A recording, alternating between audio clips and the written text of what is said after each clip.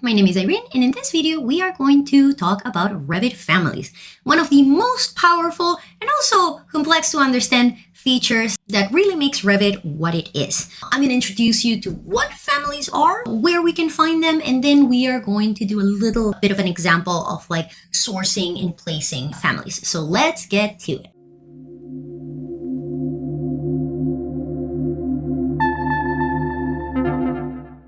Alright, so for this explanation here, I'm starting with an empty model because I just want to really be able to show the expansiveness of families. So the first thing that we need to do is we need to understand what are families in the context of Revit. So basically families are a Revit geometry that has been saved outside of your Revit model, but they're not the same as, for example, when we're talking about AutoCAD blocks, where it is exactly the same format. It's a DWG file. It just contains like one piece of geometry.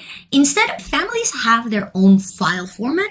Families are RFA, so very important. They are different. They work with different templates. They will give you access to different modeling tools. Now, it's going to be a while before we get into modeling our own families, but it is important to understand the basic principles. So yes, a family is a Revit geometry that is saved outside of your model, that has a different format than the regular Revit project, and you're basically going to insert it into your project. Once a family is inserted, it is going to have in common with AutoCAD blocks this principle where it doesn't matter how many copies of that family you have, all members of the same family and same type will be related. That means that if you change one of them, you change all of them.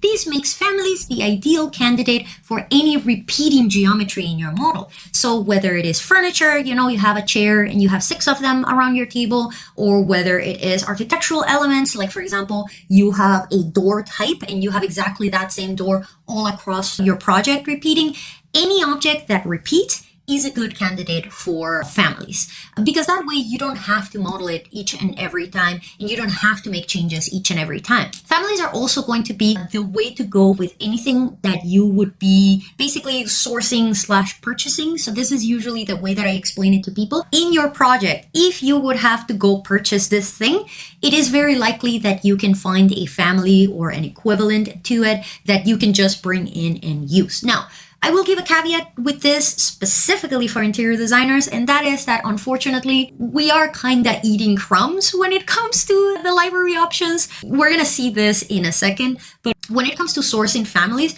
you're going to notice that we don't have as many options as if you would be working with something like AutoCAD or SketchUp. The market is a little bit thin when it comes to Revit families, and we're going to talk about why. Now, another important thing to understand is that when we are working with families can come in a bunch of different categories. So far, everything that we have been doing is geometry that belongs to Revit's internal family systems. So walls, floors, ceilings, roofs, curtain walls, columns are the exception. All of these elements are systems that are built in internally. So they have you cannot just load a ceiling type from a library. They come here and they're ready to go. But with everything else, you are very likely working with a family, even if it has a shortcut or a quick key in Revit. So for example, doors, windows, columns, all of these elements are actually families. They are also referred to sometimes as components. And speaking of components, you're going to see here this component button.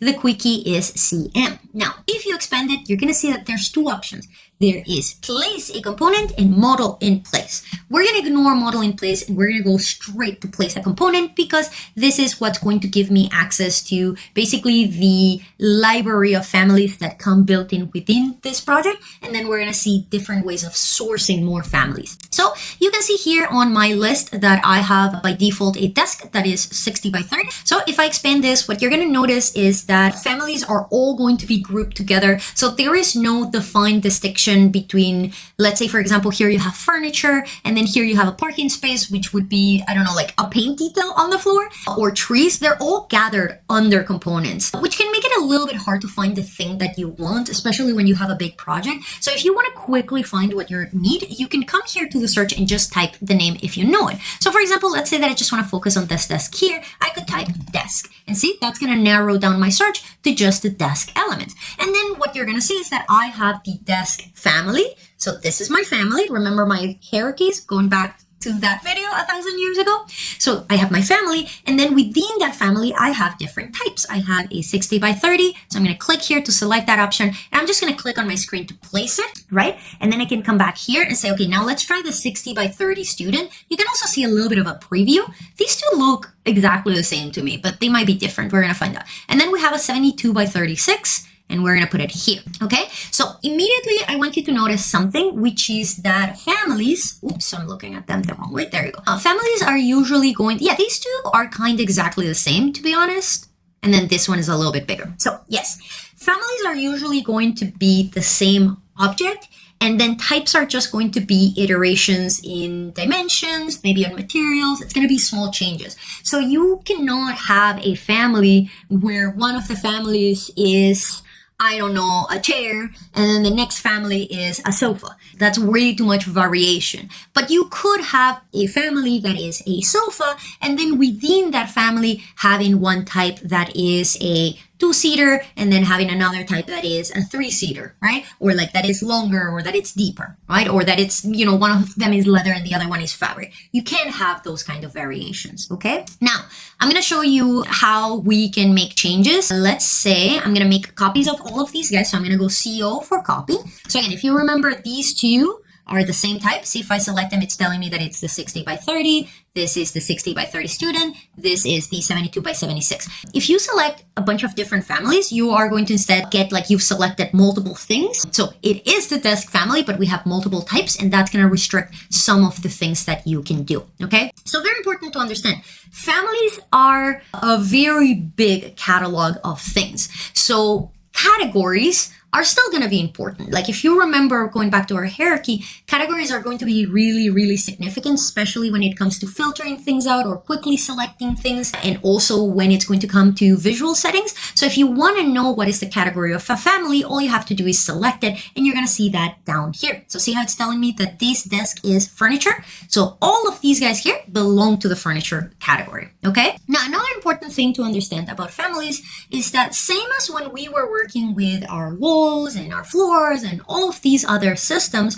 you can make changes to these families. These are not static objects. And when it comes to the changes, there's usually going to be two types of changes that you can make to families. You have instance changes and you have type changes. So instance changes will affect that individual copy of the family type, and type parameters will affect all versions of that type.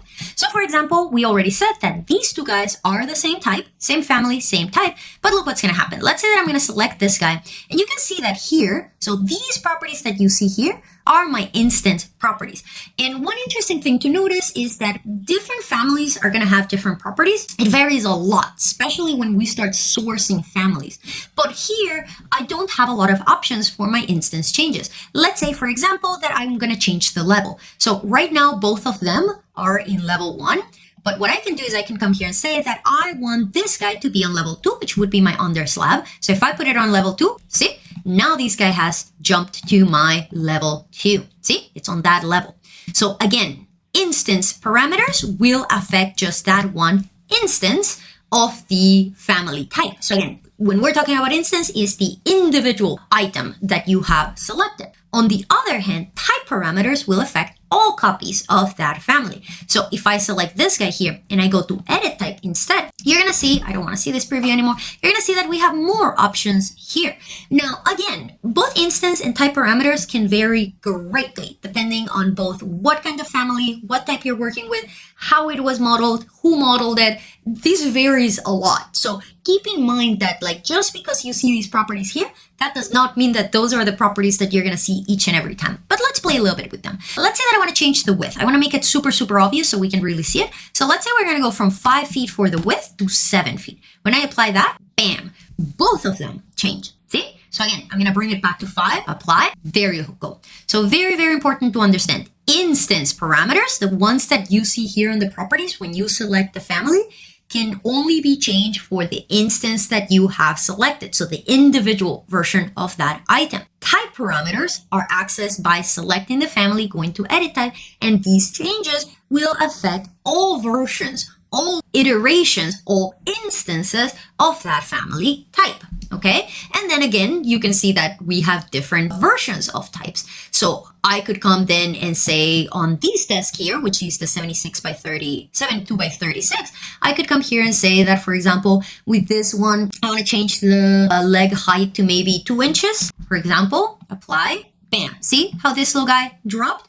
So again, you can really change up things. Now you can notice that this guy got broken up a little bit when I made my change. And this is going to be kind of like the issue with working with families. These properties here are going to vary. And it's important to understand families are made by humans. And that means that sometimes they're going to have mistakes. And especially when you start sourcing your own families, you're going to see that like they can be really frustrating to work with sometimes. So when it comes to families, I'm going to teach you how you can create your own families. But really my concern here is more that you understand how they work. So that way, if they break or if they're not working the way that you would want them to work, you can go and find out why and you can fix them. Okay. So again, usually when it comes to the kind of parameters or properties that you're going to be able to edit about a family, the most common one is going to be the materials and general dimensions, but you're also going to see that there's going to be array parameters. There's going to be parameters that allow you to basically make some things visible, make some other things invisible. There's a lot that we can do with families. Basically, everything in Revit is a family. It's just that like it's hard to like notice it until you start working with it. And when I say everything, I mean everything. Your title blocks are families. Your views can be treated as families.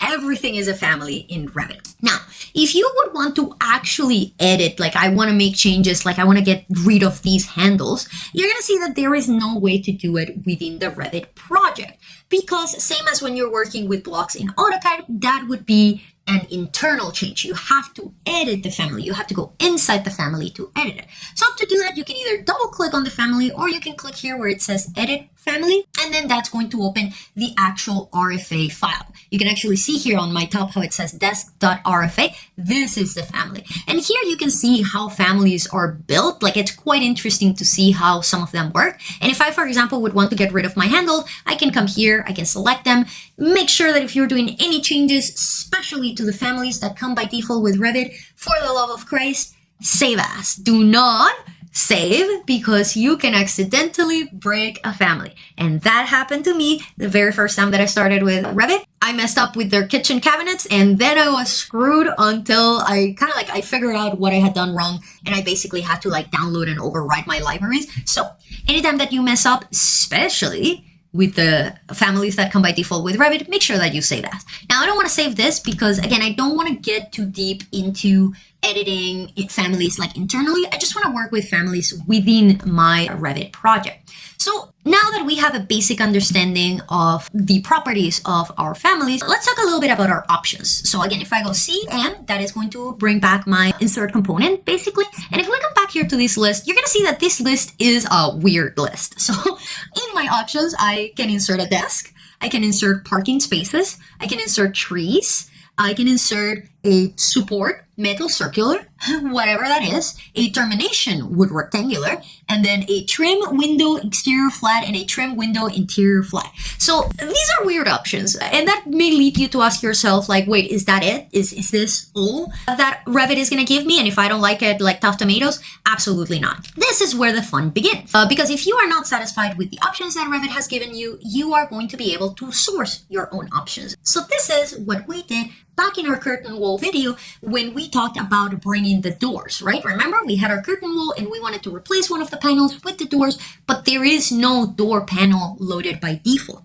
And what I want to highlight with this, because it's one of the issues that we were having there, if you remember, I talked about the fact that like it's a door, but it's not a door, so you're not going to find it under doors. And that's important to know, which is that sometimes you can access the families directly through the category that you're working with. So for example, if I go to architecture and I go to the door command, quick ADR, you're going to see that I have the option here of load family. So I could go here and then go search directly for my door and then load my door. Same thing, for example, with windows. Same thing with, for example, columns. Most of these, you're going to see that they're going to give me the option to load a family. But then then if I would want to, for example, bring furniture, there is no furniture tab that I can activate here. So for those, I would have to go CM for component, and then I could load my family here. Now, I'm not going to do it that way, and that is because I want to bring back the different options for us to source our Revit families. So if I go to insert, we are going to be working with this section here, load from library. And basically the way that it works with Revit is that Autodesk, with the years, has developed a library of assets that are ready to go for you to use. And that library of assets gets downloaded and installed when you download and install Revit. And thus, there's going to be two ways that you can access it. One is what I refer to as computer-based. So that means that we are searching for the files that have been installed in your computer.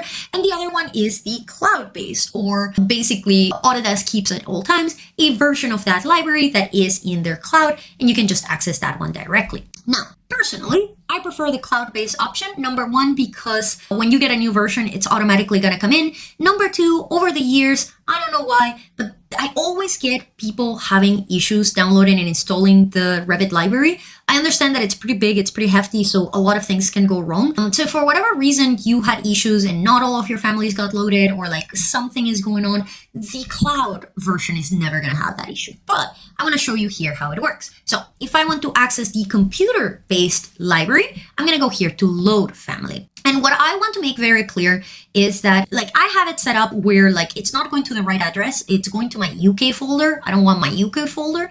So it is important to know where this library is saved. So this library is always going to be saved on your C drive under Program Data, Autodesk, whatever version of Revit you're working with. So it's going to be RVT 2025 in this case, but it could be 26, 21, 2030, 2100, year 3000. I don't know when you're watching this video. And then within that libraries, if you're working in a different language, you may have downloaded and installed that different language. In my case, you're going to see that I have two options here. English Imperial, if I am working with my project in Imperial, and regular English is going to have the metric geometry. So I'm going to show you both options here so you can see. So let's say I'm going to go English Imperial, US, and then here are all of the categories. So all of these are families. So these should kind of like give you a glimpse into how deep the rabbit hole goes, right? So title blocks, circulation, structural elements, site elements, railings, profiles, plumbing, open. Like there's so many things that fall within this family category. But I'm going to keep it simple. I'm going to go to furniture. Now, let me change my view to thumbnails so we can see what they are. So you can see that I have a carpet, I have a mirror, piano, old TV, new TV, flat screen TV, wastebasket, you know, the super important things. Again, this is the part, I say it basically every video. Revit was not designed with interior designers in mind, and thus their pickings for families are slim. I want to go with like the more fun version, which would be sitting, and it's still, you're gonna see, it's a little bit sad. Let's just put it that way. There's not slim pickings, basically. So let's say that I want to go with these brewer chair, and I'm going to select it here, and then I can go open, and that's basically going to load the family. So remember, same thing happened when we were working with the door for the curtain wall system. I have just loaded the family. It doesn't automatically go into inserting the family. So for me to insert the family, I would have to go CM for component, and as you can see, there is my brewer chair. There's only one version of it. There's only one type. So I'm going to zoom in so we can see it, rotate it so we can see it a little bit better, and then click. And that's going to place my chair. And again, I could have as many versions of it as I want to. Let's say I'm going to come here and place 3 of them. And again, both the instance and the type parameters will vary depending on the family. So for example, if I select this guy here, once again, you can see very slim on the instance parameters. But if I go to type, you're going to see that in this case, I only have materials. I don't have any dimensions. So this is important to understand. Not all families are going to have whatever you have in your mind to change. So this is where families can be tricky. You can't just select the chair and say, oh, I want to stretch it, right? Like if I come here, the scaling, like trim, extend, like none of that is going to work. I can't just like scale. I can't just stretch. It's not that free form. So understanding the limitations of families will help us be able to do whatever we want with them. So that is way number 1 to access them. You are using the built-in Revit library that has been installed with your version of Revit. Option 2 is to use the cloud-based option, for which we would go back to our insert tab and then load Autodesk family. So again, this is my preferred method because again, I just deal with so many people having issues with the installation that at some point I was like, you know what? This is the least painful option. Now, again, very important when you're working with families, make sure that you are first thing first setting your unit system. So again, these chairs here were done with the Imperial, but I could use a chair that is like set up in metric, right? So my language will be English, that's fine. But for my region, I want to do United States metric, for example. And then same thing, let's say that I'm going to go here down to my furniture. And here you can see exactly the same options that I had in the library. So again, it's potato patata. It's the same thing. So I'm going to go to sitting and let's choose a different chair. Let's say that this time, God, they're so ugly, all of them. Let's say I'm going to go with the chair from Le Corbusier. You can select multiple options. I actually really like this. You can select all of the things that you want to bring in and then load them at once. So I can go here, load, and let's say, again, you have just loaded. That does not mean that you go immediately into insertion mode. So I'm going to go CM, and there is my Le Corbusier chair. Let's put 2 of them. And once again, let's see what are our editing options. So I'm going to select this guy. Not a lot of options once again. And if I go here to edit type, we have the material and we have the general depth, width, and height. So for example, let's say that I want to change the width from 3 to I don't know, 4 feet, whatever. Apply. And that is going to stretch it out. All right. Pretty straightforward. Now, the next thing that I want to address is what do we do if we just don't like the options that Revit offers us? That is very reasonable. Again, they're not great. They're quite limiting. So in this case, you can actually source families from third-party providers. Now, what you're going to see that is very interesting with Revit is that Revit families are very industry-oriented. That basically means that a lot of the websites that you're going to find are going to be driven by manufacturers. So a manufacturer produces a product. They know that their product is going to sell better if they make assets of that product available for designers, and thus they make assets available of that product. But the problem with this is that this is going to really limit how many things you're going to find for Revit families, because it's going to be, number one, it has to be products that are related to the construction industry in one way or another. And it's usually going to be big manufacturers that can afford to have a team dedicated to just producing digital assets of their product. So I just want to give you the warning, the pickings don't get much broader when we start searching online. So if I just go on Google, you can do this yourself, and you can just do something like Revit families and see what comes out. And you're going to see that there's a bunch of options, right? Like most of them are going to be free. But again, if you want from the manufacturers, there's a couple websites that I like to recommend. Not sponsored at all, but you know, if anyone would like to sponsor me, I would never say no to free money. So there's 3 that I really like to recommend. The first one is called BIM Smith, specifically the BIM Smith Market, where let's say market, oh God, yes, BIM Smith Market, where once again, you're going to see that there's going to be a lot of products designed by manufacturers. So if I go here to log in, okay, all right, I can start searching. And what I really like about BIM Smith is that it actually gives you a bunch of different options. So you can see you have files that are for Revit, for AutoCAD, for SketchUp, IES, IFC, AutoCAD, ArchiCAD. So it's a pretty decent library. So what I want to say here is that I want to focus on Revit product. And again, the thing that I don't like about this is the fact that you're going to see that this is great for super technical products. To see like, you know, like this kind of like industrial furniture or office furniture, you're going to see appliances. So let's see, let's pretend that we're really like searching for something. So let's see, you can also search for like this specific format. So like if you're working with master format, uniformat, or omniclass, you can also narrow down for that. You can also check like if it's 2D ready. So this is going to be stuff that is designed to work both in floor plan and then in like 3D. If it has like electrical or water connectors included, textures included, like you can get quite specific. I like this website. But the problem is going to be, once again, the selection. So here, initially, it might look like you have a lot of options. Let's say that I want to go for furniture, right? So we said furniture, and then let's say that we are going to search for a chair because that's what we were working, right? So I'm going to go here, chairs, and you're going to see, and immediately it's like, ooh, there's nicer stuff. I kind of like this guy. So let's say I'm going to open this guy here. Ooh, this one's also cool. Let's open it. But you're going to very quickly notice that this is actually not that many options, and like the brands are very few. So Hayworth, for example, because again, it has to be a company big enough that they can afford to have a team dedicated to creating digital assets, right? So how does it work when you're working with something like, for example, BIMsmith? Well, very simple. All I have to do is like, again, you have to be logged in, which you can do for free. And then here I'm going to say, I want the Revit assets. I'm going to come here, download has been selected. And there you go. See, it has downloaded .rfa. That's my family. Now I'm going to open my download folder. And for you to bring a family that you have downloaded into your Revit project, all you have to do is drag and drop. So I have here my download folder, and all I need to do is, see, here's my chair, drag, release. And this is going to load it. Now, keep in mind, sometimes a family is going to be made in an older version of Revit. When that happens, it's going to take a little second to like update it. But once it's done, come on, there you go. There you go. Here is my chair. So now I'm just going to click to place it.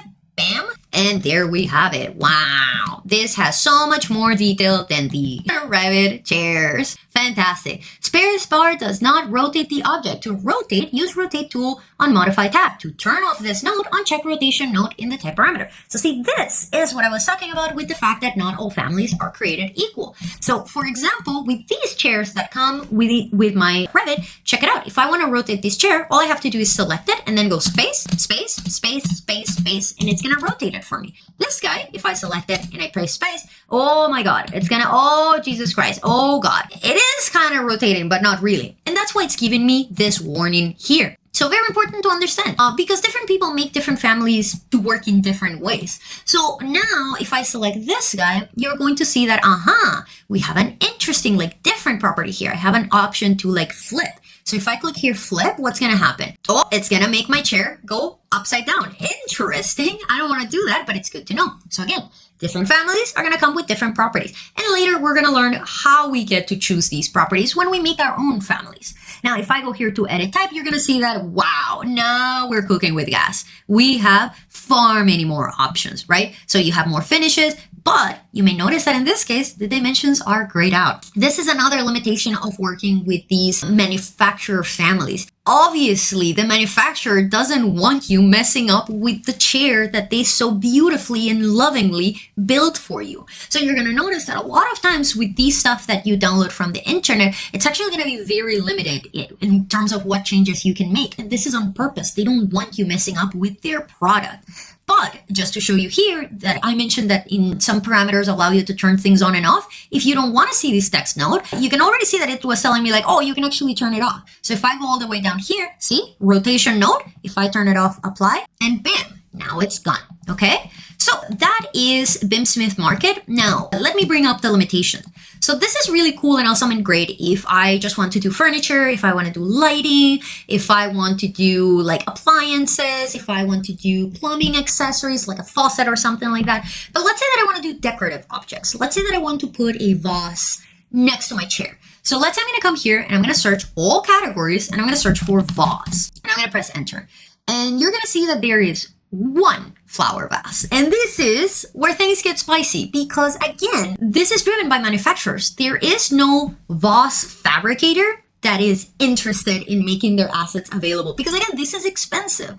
So this is the biggest limitation that you're going to encounter with Revit. There isn't in these websites a big library of decorative elements because there's really, for the people that make these families, there is no money in them making those decorative elements. So this is a reality that we need to embrace. So BIMsmith, otherwise I really like it. They have a good selection. Another website that I like quite a lot is called BIMobject. Very similar, BIMobject. You can register for free and it is going to work with manufacturing products. So, okay, so I'm logged in. I'm gonna skip this guy for now. I don't know why it's asking me to set it up again. But once again, you are going to see that it really focuses on brands and manufacturers. Now, this one has a really good variety. I especially like it for appliances, but let's say that we're going to go to furniture and let's say that we're going to go with, we want specifically Revit furniture. And let's say that we want arch chairs at this time. So once again, you're going to see that it's usually going to see big manufacturers, a lot of European manufacturers. So let's say, for example, Export nice. You know what? Let's go with Export. Let's select this guy here. Gorgeous. I'm going to go downloads. And once again, a lot of these companies, because they have the money, they will develop their digital assets for a bunch of different formats. So let's say this is telling me that I'm only getting an RFA, so there's no material files or anything. And it's going to be exactly the same process. I'm going to open my download folder. Where's my new guy? Ooh, thank you for download. Oh, export MIM chair. There you go. So same thing as before. I'm going to go to Revit. I'm going to go to my download folder, and then I'm going to drag and drop. And again, it's going to take a second to update, and then click. And there it has been dropped. And you might be like, Jesus Christ, that looks awful. So this is another thing that is important to consider. Again, we're going to learn how to do all of this stuff in the future. Right now, you're just being introduced. But one really cool feature that some families have is that they change the level of detail to match the level of detail of your drawing. So for example, right now my drawing is in medium. If I make it coarse, it disappears completely. But look what's going to happen if I bring it to fine. Now I see the chair. If you saw that and you're like, oh my God, that's incredible. How do you do that? Please subscribe, because we're going to get there eventually. It's going to be a long journey because this is some really custom stuff. But as you can see, this should give you a little bit of a taste of like how complex families can be. See, for example, this guy here has a little bit more detail on the stuff here, but it's still not much. And if I come here, this one allows me to modify dimensions. So let's say that, for example, I want the width, instead of being 2 feet, let's say I want it to be, 4 feet. So it's kind of dramatic and you can see it. And it didn't do anything. Interesting. So this is the part that is a little bit frustrating. Depending on what you download, some things are going to work, some things are not going to work, and sometimes you are not going to know what they're not working. So my big effort in my videos is going to be making sure that you understand all of the properties of families. So when a family is not behaving the way that you want it to, you know how to fix it. But I'm going to give you the caveat right now that especially when you're working with manufactured products, it is very likely that they are going to be designed, they're going to be built in such a way that they cannot be changed, because the manufacturer doesn't want you changing them, okay? So don't take it the wrong way. I know it sucks, but it is the nature of the beast. If you want a geometry where you can change anything that you want in any way that you want, you have to build your own. It's a little bit tedious, but like once you do it, you set it and forget it, basically, okay? So that's the second website. BIM Object is really good. I also like this place called Revit City. Now, please don't judge. The website looks like it was designed back in the 90s, to be entirely honest, but I do like the website. It has good options. The main reason that I like Revit City is because I'm assuming that this is like users can upload whatever families they make. And this means that sometimes you're going to find here in Revit City families that you would not find in BIM Object or BIM Smith because they're not driven by manufacturer. So see, for example, if I go here to downloads and I go here to keywords and I type boss, you're going to see that I'm actually going to get some options. Now, another thing that I would like to highlight, it takes forever and more for Revit City files to load. I don't know why. Again, like I'm not a web developer, but you can see that I am getting many more options here, like even vases with flowers. Oh my God, I am being spoiled. See, I have here a detail component. Oh, those are elevations. I don't want elevations. Oh, look at this one with little flowers and everything. Let's download. So you can see it's telling me that it's an RFA. So I'm just going to click download now and bam, there is my boss. And same way as I did before, I'm just going to come here and download this bad boy. There you go. Drag. Release 2009. This is ancient. It looks ancient. Okay, there you go. Right? So these are the 3 websites that I like to work with if I'm looking for furniture, lighting, appliances, hardware, that kind of stuff. All of these are free, and I like things that are free. But if you're willing to spend a little bit of money, there are 2 options that I really like to recommend. This is if you're a professional and you're like, you know what, we are going to invest ourselves in this Revit thing. There are 2 websites that I really, really like and I love to recommend. The first one is called RD Studio. So RD Studio. And it's a very interesting website because they sell Revit families and Dynamo scripts. And one of these days we're going to get to Dynamo scripting. Really cool, really fun. But pros and cons, I really like the fact that they have a lot of options. I don't like the fact that they sell them as libraries. So you're buying packages of things, which I can sometimes find a little bit annoying because I may not necessarily want all of those things. I may want one of 2 and I'm having to get all of them, right? So keep that in mind. pros and cons, right? So for example, if I would want to, let's go back, I can go here, 3D families, and say all 3D families. They have a bunch of varieties for different purposes, but let's say, for example, stairs, like some more complex stuff. But for example, see like high stools, other stools, medium stools, trees, accessories for like a kitchen, food and drink, rugs, like they have a lot of options. But again, the prices are prices. So I don't necessarily love the fact that you have to buy the package if you want one thing in particular. So I just want to make sure that I bring that up. But they have so many things. I do, credit where credit is due. Option 2 that I also really like is called Blocks RV. Blocks RV. And this is actually an extension that you install, and then it gives you access to these blocks.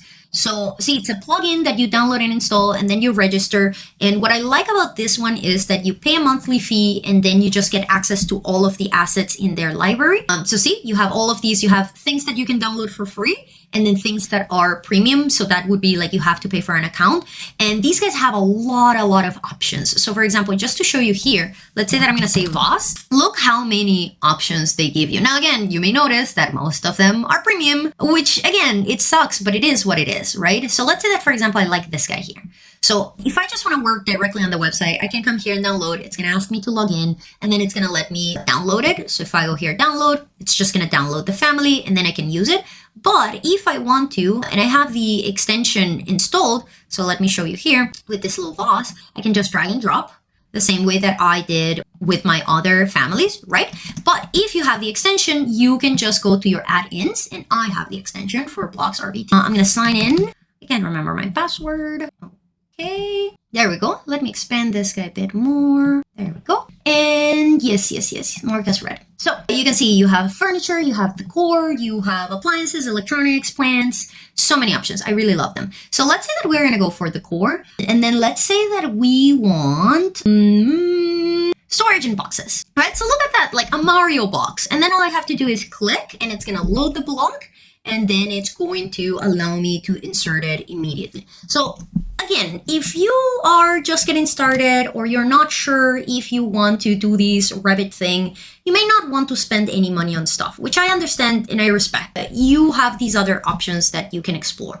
But especially for interior design, if you're like, you know what, like we have to make this transition, I would very much consider either buying the packages from RD Studio or subscribing to the Blocks RVT account, because it's going to give you a lot of options, as you can see. And with that, we have reached the end of this video. I hope you found that helpful. If you did, maybe consider liking and subscribing. If you have any questions, add them to the comments and I'll try to reply as soon as I can. But otherwise, thank you very much for joining in. Thank you very much for sticking through, and I will see you in the next one. Have a good one. Bye.